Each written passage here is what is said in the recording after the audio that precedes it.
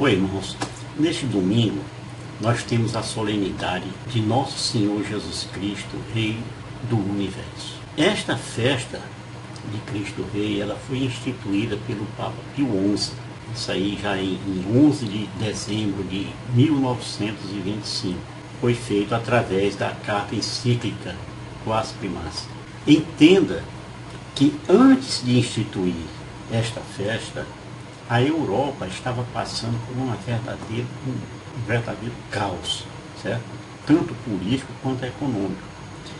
Isso aí foi provocado pela Primeira Guerra Mundial, né? E esse conflito mundial, ele iniciou no dia 28 de julho de 1914 e continuou até 11 de novembro de 1918. Depois, com a assinatura do armistício de Compiègne, ele acabou, cessou. Mas, oficialmente, a guerra ela foi encerrada com a assinatura do Tratado de Versalhes. Isso aí em 28 de junho de 1919. Esse tratado ele formalizou a paz e impôs duras condições para a Alemanha, né, que tinha sido o pior dessa guerra toda. Em especial, quanto à indenização dos danos causados aos demais países. A Alemanha foi muito requerida nisso. E para poder atender essa determinação, a Alemanha se fragilizou demais, que era uma potência e realmente... Né? Em meio a este caos, o Papa Pio XI propôs ao mundo um regresso a Cristo, um reconhecimento da soberania de Cristo sobre a história e sobre a vida dos homens. Assim, um reencontro da humanidade com os valores cristãos e com uma paz que só Cristo nos pode dar. Inicialmente, era celebrada no último domingo de outubro, mas depois ela foi fixada no último domingo do ano litúrgico. E eu devo lembrar a vocês que no primeiro concílio ecumênico de Nicéia, em 325, foi definida a divindade de Cristo. Só nesse concílio, né? Isso aí por quê? Porque tinha umas heresias de Ário, que dizia que Cristo não era Deus, né? Mas contra essa heresia foi dito lá: Cristo é Deus, luz da luz, Deus verdadeiro do Deus verdadeiro. Senhor, o meu pastor, por isso nada em minha vida faltará. Tu és. Pois bem, na primeira leitura, ela nos recorda o momento em que Davi foi ungido como rei de todo Israel, e ali nesse momento iniciou-se uma época de abundância, e isso aí ficou na memória de todo o povo de Deus. Davi, ele estava em Hebrom, onde foi instalada a capital das tribos do sul. As tribos do sul eram Judá e Benjamim. As outras todas faziam parte do centro e do norte. No ano de 1005 a.C., os representantes das tribos do norte e do centro se encontram com Davi e convidam Davi para reinar sobre todo Israel, sobre as 12 tribos de Israel. Essa unção de Davi como rei, mais do que uma conveniência política, é um fato religioso, né? Foi uma escolha de Deus, pois estava escrito: e o Senhor te disse, tu apacentarás o meu povo Israel e serás o seu chefe. Davi seria um instrumento através do qual Deus apacentaria o seu povo. Essa foi a primeira vez que as 12 tribos ficaram unidas debaixo de uma única autoridade, de uma única pessoa. Aí você poderia, vamos dizer assim, perguntar: por que a solenidade de Jesus Cristo, Rei do Universo, traz a memória de Davi, o rei de Israel e de Judá? É justamente porque a catequese cristã viu em Jesus o ungido de Deus, ou seja, o Messias, o descendente de Davi, que estava lá nas profecias que o Messias viria da linhagem de Davi. E isso aí Israel esperava avidamente, que viesse o Messias para ocupar o trono do Pai e assim inaugurar um tempo de paz sem fim, uma paz eterna. Vamos falar aqui do Evangelho. Aqui Deus responde, de certa forma, à expectativa criada em Israel. Nós sabemos que Jesus é o Messias, o ungido, enviado do Pai, para inaugurar o reinado de Deus. Os religiosos judeus, porém, não aceitaram a realeza de Jesus. Paradoxalmente, as armas que o Messias mostrava eram amor e misericórdia. A autoridade que ele reivindicava era o serviço e a humildade. O seu trono foi uma cruz, onde ele foi pregado. E o letreiro, quase que em tom de deboche, dizia: Jesus Nazareno, rei dos judeus. Davi era um rei que derramava o sangue, dos oponentes. Jesus, no entanto, derramou o seu próprio sangue em benefício de todos e ainda ordenou que se fizesse isso em sua memória. Os seguidores do rei Jesus são soldados cujas armas são amor, compaixão e paz. A realeza do Deus Jesus não é exercida segundo a lógica dos grandes da terra. Vejamos um pouco do contexto dessa passagem. Jesus foi preso no Jardim das Oliveiras pelos soldados do templo na noite da Quinta-feira Santa. E depois ele foi levado ao palácio do sumo sacerdote. Lá ele foi maltratado, insultado, aquele negócio todo, durante boa parte da noite. Na Sexta-feira Santa, Jesus foi levado diante de um conselho de notáveis, que esse conselho era formado pelos anciãos do povo, pelos sumos sacerdotes e os doutores da lei.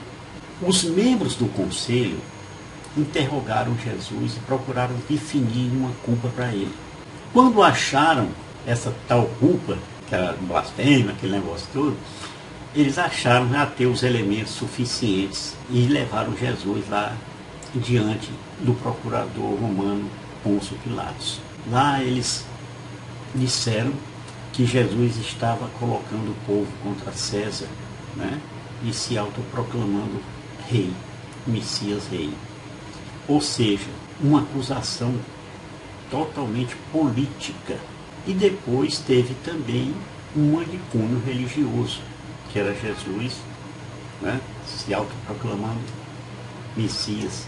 Nós sabemos que Pilatos não aceitou de imediato essa culpabilidade de Jesus. Ele até tentou, de certa forma, libertar Jesus, talvez até influenciado pela sua esposa, a Cláudia Prócula, que depois viria a ser a Santa Prócula ou Santa Cláudia. Pode ser uma das duas, Sabiam disso?